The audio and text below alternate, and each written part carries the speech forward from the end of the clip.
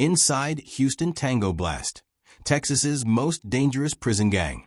If you think you know what power looks like on the streets of Houston, you haven't seen what happens when that power gets locked behind bars. Hit that subscribe button, drop a comment about which Texas gang terrifies you most, and turn on notifications, because this story will show you that prison walls don't contain legends, they create them. The body was found at 3:17 a.m. on a Tuesday morning in Houston's 5th Ward, dumped behind a shuttered convenience store that locals had learned to avoid after dark. But what made homicide detective Maria Santos's blood run cold wasn't the location or the late hour. It was the signature. The victim, a low-level drug dealer named Marcus Webb, had been executed with precision, single gunshot to the back of the head, hands zip-tied, positioned kneeling as if in prayer. And carved into the concrete wall beside him, still wet with spray paint, were 4 letters that made every cop in Houston's gang unit reach for their phones. TNGO. Tango Blast. The name alone carried weight in Texas law enforcement circles, but most civilians had never heard of them. Unlike the Bloods, Crips, or Latin Kings with their national profiles and decades of media coverage, Tango Blast operated differently. They were Texas-born, Houston-bred, and they'd built an empire that stretched across the state's prison system with a simple but terrifying philosophy. No traditional hierarchy, no single leader, just loose cells of extremely dangerous individuals united by geography and mutual benefit. Maria stood in the pre-dawn darkness, watching crime scene techs photograph evidence while her partner, Detective James Rodriguez, interviewed witnesses who claimed to have seen nothing despite living 20 feet from a murder scene. This was the 5th Ward way. Survival meant silence, and Tango Blast had perfected the art of making people understand that cooperation with police was a death sentence. "Third one this month," James said quietly, joining Maria at the tape line. Same signature, same execution style, same message. Someone's cleaning house, and they want everyone to know who's doing it. Maria pulled out her phone, scrolling through crime scene photos from the previous murders. All 3 victims were connected to Houston's drug trade. All 3 had ties to rival organizations, and all 3 had been killed with the same professional efficiency that suggested this wasn't about passion or revenge. This was business. Cold, calculated, systematic elimination of competition. "We need to talk to someone inside," Maria said. "Someone who understands how Tango Blast operates, who knows the players, the politics, the power structure. Because whoever's ordering these hits, they're not just random gang members. This is organized, strategic, and it's escalating." James's expression darkened. "You're talking about reaching out to Miguel Reyes." The name hung in the humid Houston air like a curse. Miguel "Ghost" Reyes was a legend in Houston's criminal underworld, a man who'd built Tango Blast's Houston chapter into one of the most sophisticated criminal networks in Texas before his arrest 5 years ago.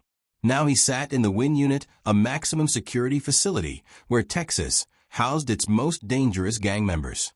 And despite being locked up, Miguel still wielded influence that reached far beyond prison walls. He's the only one who might give us insight into who's powerful enough to order coordinated hits like this, Maria argued. And he's the only one who might actually talk, because if there's a new player taking over Tango operations, Miguel's legacy is being threatened. His ego won't let that stand. Getting approval to interview Miguel took 3 days, 3 levels of bureaucracy, and multiple assurances to the Texas Department of Criminal Justice that they weren't trying to compromise institutional security. When Maria and James finally sat across from Miguel in the Win Unit's interview room, they understood immediately why he'd become a legend. Miguel was 42 years old, but looked younger, maintaining the physical conditioning that prison required for survival. His face showed intelligence and calculation, eyes that missed nothing, expression revealing exactly what he wanted it to reveal and nothing more. He wore his orange prison jumpsuit like it was tailored, carried himself with the quiet confidence of someone who understood power dynamics at their most fundamental level. "Detectives," he said, his voice surprisingly soft and educated. "I hear someone's been leaving my signature all over Houston. That's disrespectful. Also stupid, because now you're here asking me questions, which means whoever's doing this wanted you to come talk to me. Question is, why?" Maria slid crime scene photos across the metal table. Miguel glanced at them without touching, his expression unchanging. 3 victims, all competitors, all executed professionally. Someone's consolidating power in Houston's drug trade, and they're using Tango Blast's reputation to do it. We need to know who. Miguel leaned back, chains rattling softly. You know what makes Tango Blast different from other prison gangs, Detective Santos? We don't have a single leader. We're a network, decentralized, adaptable. That's our strength. But it's also our vulnerability. Because when someone's smart enough and ruthless enough, they can hijack our brand, use our reputation to build their own empire. And right now, someone's doing exactly that. Who? James demanded. That's the wrong question. The right question is, what are they building? Because these murders aren't about eliminating competition. There's always more competition. These murders are about sending a message, proving capability, demonstrating that there's a new power structure emerging in Houston. And that power structure is being built by someone I thought was dead. Maria felt her pulse quicken. What do you mean, dead? Miguel's eyes fixed on hers with an intensity that made the secure interview room feel suddenly claustrophobic.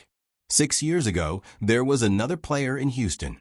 Young, brilliant, absolutely ruthless.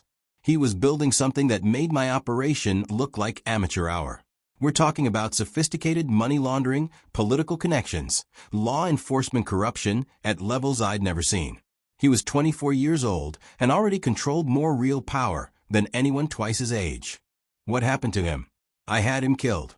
Or at least, I thought I did. Paid good money for a hit that everyone said was successful. He disappeared, no body was ever found. But all his operations collapsed overnight. For 6 years, I thought that problem was solved. But these murders. Miguel tapped the photos with one finger. This is his style. This is his signature methodology. And if he's alive, if he's been planning his comeback for 6 years while everyone thought he was dead, then Houston isn't just looking at gang violence. You're looking at a war that's going to reshape the entire criminal landscape of Texas. Maria exchanged glances with James. We need a name. Miguel smiled, but there was no warmth in it. His street name was the Architect because he didn't just commit crimes. He designed systems, built infrastructure, created networks that operated with corporate efficiency. His real name is Daniel Castillo.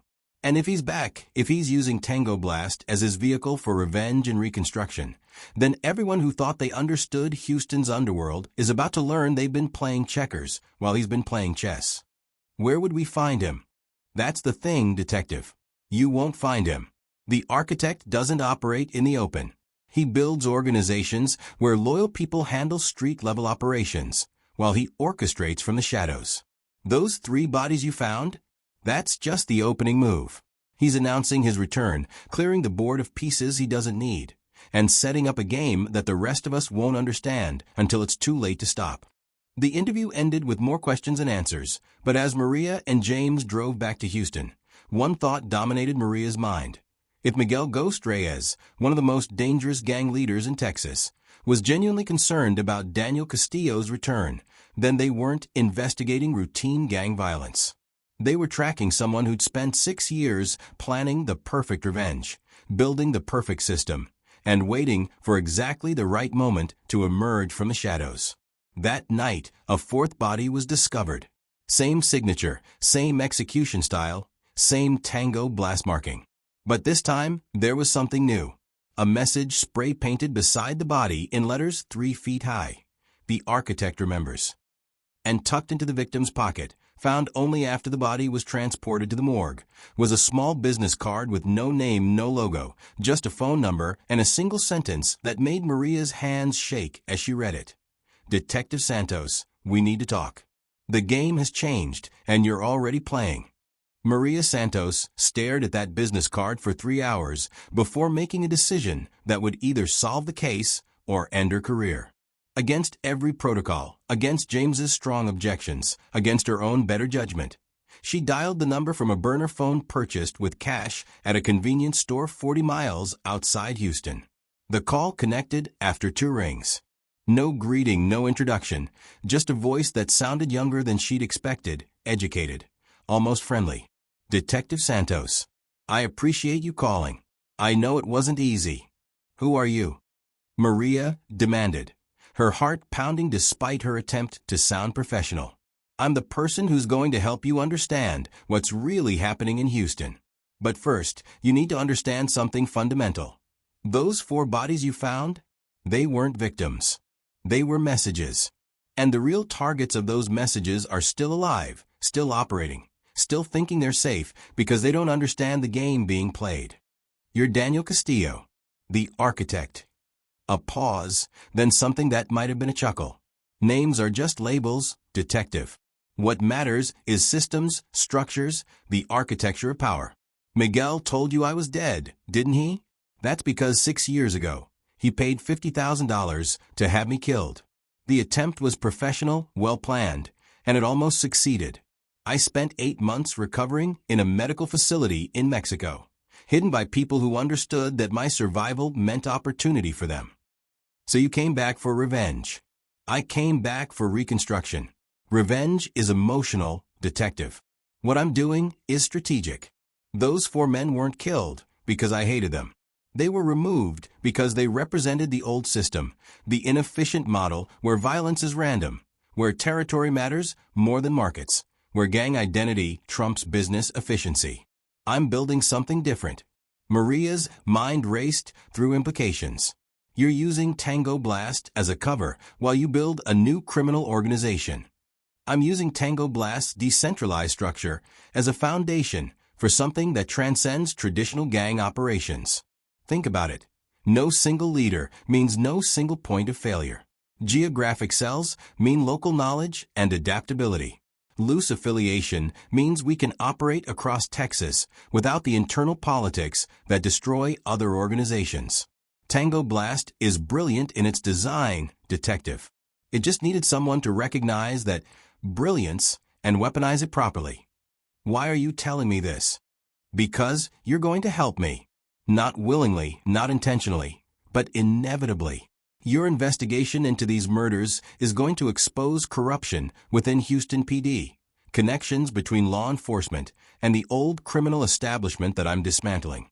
When that corruption comes to light, when officers who've been protecting the previous system get arrested, it creates opportunity. Chaos is a ladder, Detective Santos, and I'm helping you climb it while serving my own interests. The line went dead before Maria could respond. She sat in her car, hands shaking, understanding with terrifying clarity that she'd just been recruited into a game she didn't fully comprehend. The architect wasn't just killing competitors. He was manipulating law enforcement, using legitimate investigations to eliminate obstacles and expose corruption that protected his enemies. Maria returned to the precinct to find James waiting with news that made everything infinitely worse. Internal Affairs just arrested Detective Carl Morrison. They've been building a case for 3 months. Evidence of him taking payoffs from drug dealers, protecting operations, even tipping off criminals about upcoming raids. And get this, all 4 of our murder victims were part of Morrison's network. They were paying him for protection. Maria felt pieces clicking into place. The architect hadn't just killed competitors. He'd killed corrupt cops' revenue sources, forcing internal affairs investigations that would expose the very corruption that had protected Houston's old criminal establishment. It was elegant, efficient, and absolutely ruthless. There's more, James continued, his expression grim. IA found Morrison's files. Turns out he wasn't the only dirty cop. They're looking at 5 other detectives, 2 sergeants, and possibly a captain. This goes all the way up, Maria. The entire gang unit might be compromised. Over the next week, Houston PD imploded. 7 officers were arrested, including Captain Thomas Reed, who'd run the gang unit for 15 years. The media descended like vultures, broadcasting every detail of corruption that had allowed drug operations to flourish while honest cops fought losing battles. And through it all, the murders continued. 1 every 3 days, always with the same signature, always targeting individuals connected to the old corrupt system.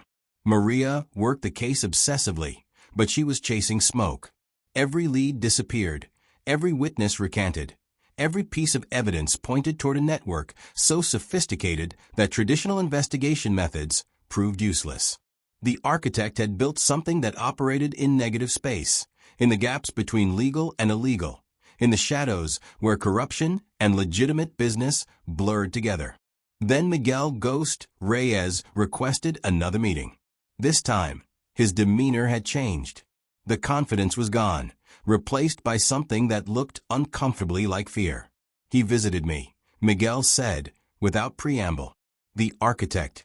He walked into this prison, had a conversation with me in the yard, and walked out without anyone questioning him. Do you understand what that means? He has access to maximum security facilities. He has connections that let him move freely through systems designed to be impenetrable. How is that possible? Maria demanded. Because he's not just building a criminal organization, detective. He's building a hybrid system that operates across both criminal and legitimate worlds. He's got law enforcement connections you haven't discovered yet. He's got political relationships that protect his operations. He's got business fronts so clean they've won awards for community service. And he's using all of it to create something that can't be attacked because you can't even identify its boundaries. What did he want from you? Miguel's laugh was bitter. He offered me a choice. Join his organization in a leadership role, help transition Tango Blast into his new model, or watch everything I built get systematically dismantled while I sit in prison unable to stop it. He gave me 48 hours to decide. What are you going to do? I'm going to accept his offer. Because the alternative is watching him destroy my legacy, eliminate my people, and rebuild Houston's underworld with or without me. At least this way, I maintain some influence, some connection to the empire I created. Maria left when unit, understanding that the investigation had moved beyond traditional law enforcement. The architect wasn't just a criminal. He was a revolutionary, someone reimagining how organized crime could function in modern America. And he was winning, systematically eliminating opposition while building alliances that spanned criminal enterprises, corrupt officials, and legitimate businesses. That night, Maria's phone rang. The same number from the business card. This time, the architect's voice carried a different tone. Urgent, almost concerned. Detective Santos, I'm calling to warn you. There's a fifth target, and this one is different. This one is personal for you. Maria's blood ran cold. What are you talking about? Your partner, James Rodriguez. He's been taking money from Captain Reed for 3 years. Small amounts, irregular payments, but consistent enough to establish a pattern. He didn't know Reed was connected to criminal operations. He thought he was just accepting gifts from a mentor. But the evidence will show corruption. And when Internal Affairs finds it, they'll arrest him. Unless you help me. Why would I help you? Because I can make that evidence disappear. I can protect James from consequences of decisions he made when he was young and stupid and following orders from someone he trusted. But in exchange, you need to do something for me. Something that will feel wrong, but will ultimately serve justice better than the corrupt system you're defending. Maria closed her eyes, feeling the trap close around her. What do you want? There's a man named Victor Salazar. He runs a human trafficking operation through Houston's port, using Tango Blast connections, but operating independently of anyone's control. He's untouchable through normal channels because he has federal protection. He's an informant for DEA, trading information about drug shipments in exchange for immunity on his trafficking operations. I need you to investigate him, to build a case so solid that not even federal protection can save him. You want me to take down a human trafficker? That's not exactly a morally complicated request. The complication is that building that case will require you to use evidence I provide, evidence obtained through methods you can't scrutinize too carefully. You'll be working with a criminal to bring down a worse criminal. You'll be compromising your ethics to achieve a just outcome. That's the world I'm building, detective. One where traditional lines between right and wrong don't apply anymore. Maria thought about James, about his career, about the young man who'd become a cop because he genuinely wanted to help people. She thought about her own principles, about the oath she'd taken, about everything she'd believed about justice and law enforcement. "I need time to think," she said finally. "You have 12 hours. After that, Internal Affairs gets an anonymous tip about James's bank records, and your partner's life is over. Think carefully, detective. Because whether you admit it or not, you're already playing my game. The only question is whether you play consciously and strategically, or whether you play blindly and lose everything." The line went dead. Maria sat in the darkness of her apartment, staring at her phone, understanding that the architect had been right from the beginning. She was already playing his game. The murders, the corruption exposures, the systematic dismantling of Houston's old criminal establishment. All of it had been designed to create exactly this moment, where a good cop would have to choose between saving her partner and maintaining her principles.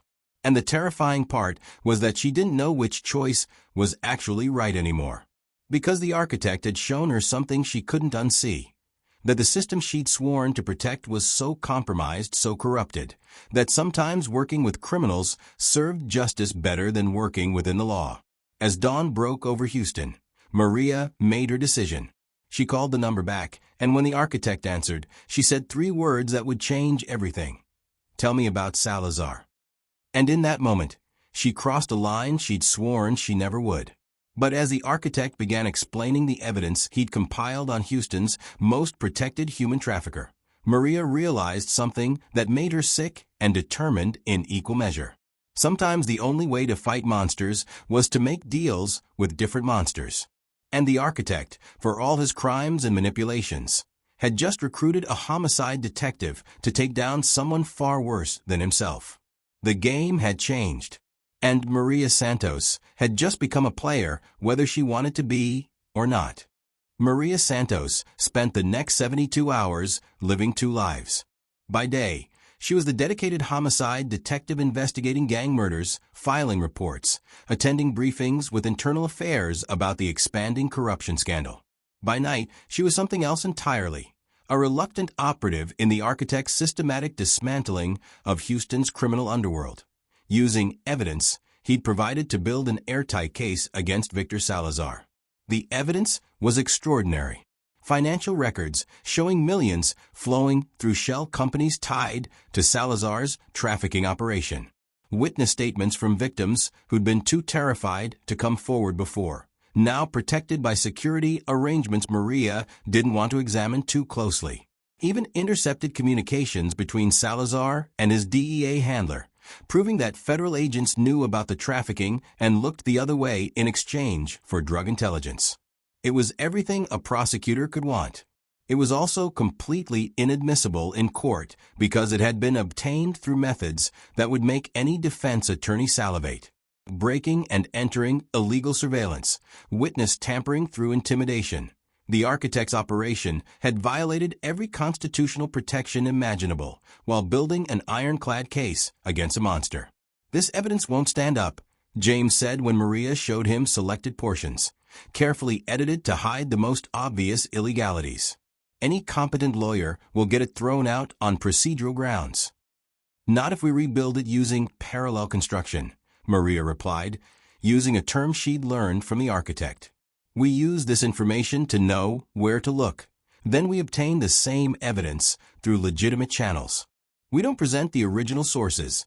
We recreate the investigation legally based on intelligence from a confidential informant." James studied her with an expression that mixed concern and suspicion. "Maria, who's feeding you this intelligence? Because this level of detail, this kind of access to Salazar's operation, this isn't coming from street informants. This is coming from someone with serious resources." Before Maria could answer, her phone buzzed. A text from an unknown number. "Salazar knows you're investigating. He's planning to run. You have 6 hours to move, or he disappears, and the victims lose their chance at justice. Your choice." Maria made a decision that broke every rule in the handbook. She called the FBI's Houston field office and requested an emergency meeting, claiming she had evidence of federal corruption related to a human trafficking operation. Within 2 hours, she sat across from Special Agent Linda Chun, laying out everything she'd discovered about Salazar's operation and his DEA protection. Agent Chen's expression went from skeptical to horrified as she reviewed the documentation. If this is accurate, if DEA has been protecting a trafficking operation for informant intelligence, this is the biggest federal law enforcement scandal in Texas history. But Detective Santos, I need to know, where did you get this information? Confidential informant. Someone with deep connections to Houston's criminal networks who wants Salazar eliminated for personal reasons. You're working with a criminal to take down a criminal. I'm working with someone who gave me evidence of crimes that were being protected by federal agents. Whether my source is a saint or a sinner matters less than the fact that children are being trafficked through Houston's port, while DEA looks the other way. So the question isn't about my methods, Agent Chen. The question is whether the FBI is going to help me stop it. Agent Chen was silent for a long moment, then picked up her phone and made a call that would set everything in motion. I need an emergency warrant package and a tactical team. We're executing a federal raid in 4 hours. The raid on Victor Salazar's operation was textbook perfect. FBI agents backed by local SWAT found exactly what the architect's intelligence had promised. 17 trafficking victims, extensive documentation of the operation, and communications with the DEA handler who'd been protecting Salazar for 3 years. The arrests were immediate and comprehensive. Salazar, 8 members of his organization, and the DEA agent who'd traded human lives for drug case statistics. Maria watched from a command post as federal agents led Salazar out in handcuffs, and she felt something complex and uncomfortable. Victory, certainly, a trafficking operation shut down, victims rescued, a corrupt federal agent exposed. But also complicity, because she'd achieved this victory using methods and sources that violated everything she'd been taught about proper investigation. Her phone buzzed. The architect. Well done, detective. Justice served, albeit through unconventional means. But this was never just about Salazar. This was about demonstrating what's possible when someone operates outside the constraints that limit traditional law enforcement. You've just proven my point better than I ever could. Maria called the number immediately. What do you mean, your point? I mean that you're a good cop, Detective Santos. You believe in justice, you want to protect people, you're willing to work hard and take risks to do the right thing. But the system you work within is so compromised, so constrained by rules that criminals exploit, that sometimes the only way to achieve justice is to work outside that system. That's what I built, a parallel structure that achieves outcomes the legal system can't, using methods the legal system won't. You're still a criminal. You've killed people. I've removed obstacles to a more efficient system. And yes, that involved violence, because the old guard wouldn't surrender power peacefully. But ask yourself honestly, detective, how many lives were saved by taking down Salazar? How many children won't be trafficked because you were willing to compromise your principles? That's the calculus of real justice, not the theoretical justice they teach in police academies. Maria felt sick because she couldn't immediately answer his argument. What about James? You promised to protect him. Your partner's records are clean. The evidence that would have implicated him has been erased from every database that matters. He'll never know how close he came to losing everything, and you'll never tell him because that knowledge would destroy him. See how mercy looks in my system? Not dramatic or public, just quiet protection of someone who doesn't deserve to be destroyed for youthful mistakes. This doesn't make us partners. It makes us people who achieved a just outcome using unjust methods. Whether that makes us partners, allies, or simply two people who temporarily aligned interests, that's semantics. What matters is that you now understand something fundamental about power in modern America. The rules only protect the powerful, and real justice often requires working outside those rules. 3 months after Salazar's arrest, the federal trial became a media sensation. The DEA agent flipped, providing testimony about systemic corruption within the agency's informant programs. Salazar was convicted on 23 counts and sentenced to life without parole. The 17 trafficking victims were placed in protective services, and Houston's port security was completely overhauled. And the architect's murders stopped. No more bodies with Tango Blast signatures. No more messages spray-painted at crime scenes. No more systematic elimination of Houston's criminal establishment. It was as if Daniel Castillo had simply vanished, his work complete, his point proven. Maria was promoted to sergeant, assigned to lead a new task force investigating organized crime in Harris County. James became her second in command, never knowing how close he'd come to losing everything. And Miguel "Ghost" Reyes remained in the Win unit, but according to prison intelligence reports, his influence within Tango Blast had increased rather than decreased, as if someone was channeling power to him, using him as a figurehead for operations he no longer actually controlled. 6 months after the Salazar case closed, Maria received a package at her home address. No return label, no identifying marks, just a small box containing a burner phone and a note for when the system fails again, and you need someone who operates outside it. You'll call. They always do. The architect. Maria should have turned the phone over to evidence, should have reported the contact, should have followed every protocol that governed law enforcement interaction with known criminals. Instead, she put the phone in her safe, locked it away, and tried to forget it existed. But she couldn't forget, because the architect had shown her something that changed how she understood her own profession. He'd shown her that sometimes the most effective path to justice ran through morally complicated terrain, that sometimes protecting the innocent required compromising principles, that sometimes the difference between cops and criminals was less about actions and more about which side of an arbitrary line you happen to be standing on. 2 years after the Salazar case, Maria was investigating a series of murders targeting witnesses in a federal racketeering trial. The witnesses were disappearing despite FBI protection, their bodies turning up with signatures that suggested professional hits ordered by someone with extensive resources. Traditional investigation methods were failing, witnesses were dying, and the federal case was collapsing as evidence disappeared with each death. Maria sat in her office late one night, staring at crime scene photos that reminded her uncomfortably of the Tango Blast murders from years earlier. Same precision, same professional execution, same feeling that she was watching a game being played at levels she couldn't quite see. Her phone buzzed.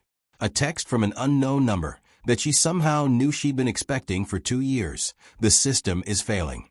Innocent people are dying. You have a phone in your safe that can change that. Whether you use it determines how many more people die before you compromise your principles again.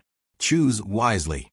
Maria looked at that message for a long time, thinking about justice and law, about principles and pragmatism, about the oath she'd taken and the reality she discovered. Then she walked to her safe, opened it, and stared at the burner phone the architect had given her 2 years ago. She didn't make the call that night. But she didn't throw the phone away either. Because deep down, in a place she didn't want to examine too closely, Maria Santos knew that someday she would call that number again. Someday the choice between following the rules and saving innocent lives would become unbearable. And when that day came, she'd pick up that phone and make the same devil's bargain she'd made before. The architect had been right about everything. The system was compromised, the rules protected the powerful. And sometimes real justice required working outside traditional constraints. He transformed Houston's criminal landscape, eliminated trafficking operations, exposed corruption, and built something that operated in the shadows between legal and illegal, effective and ethical, justice and crime. And he'd done it all by showing one honest cop that the line between good and evil wasn't as clear as she'd always believed. That sometimes the monsters were the ones wearing badges, and sometimes the criminals were the ones serving justice. Maria never made that call. But the phone stayed in her safe, a constant reminder that the architect was out there somewhere, building his parallel system, recruiting reluctant allies, and proving every day that the most dangerous criminals weren't the ones law enforcement could identify and arrest. They were the ones who made you question whether they were criminals at all. If this story made you question everything you thought you knew about justice, crime, and the systems we trust to protect us, then you're beginning to understand. Because the real danger isn't always behind bars or running from police. Sometimes it's in the gray areas between right and wrong, in the choices we make when principles collide with pragmatism, in the uncomfortable truth that sometimes achieving justice requires compromising everything we believe about how justice should work.